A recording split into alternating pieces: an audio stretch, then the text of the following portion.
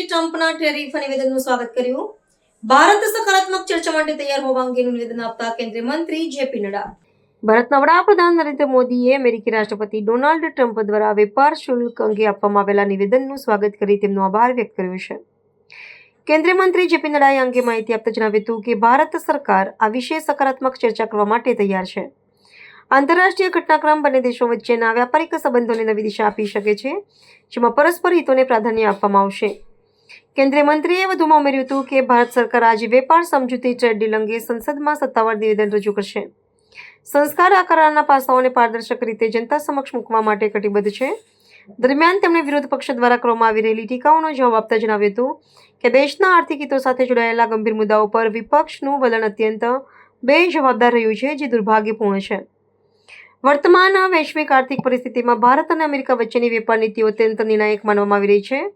સરકારના જણાવ્યા અનુસાર કોઈપણ સમજૂતી કરતા પહેલા રાષ્ટ્રીય હિતોનું સંપૂર્ણ ધ્યાન રાખવામાં આવશે. આગામી કલાકોમાં જાહેર થનારું સત્તાવાર નિવેદન આર્થિક બજાર અને રાજકીય ક્ષેત્રે ઊંડી અસર પાડે તેવી શક્યતા છે.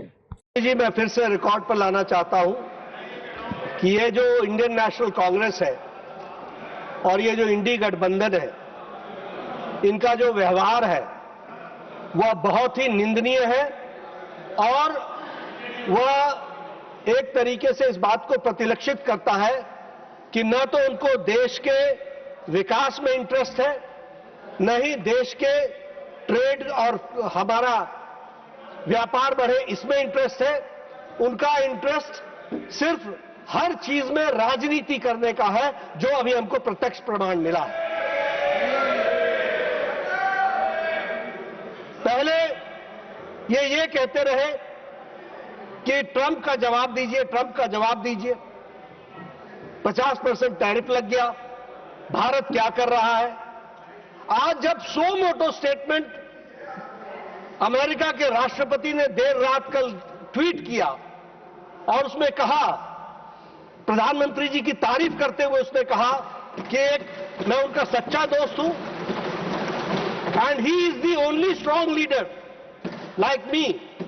इस तरीके के शब्दों का उपयोग करते हुए उन्होंने यह कहा कि मैं टैरिफ को 25% से रिड्यूस करके 18% करता हूं.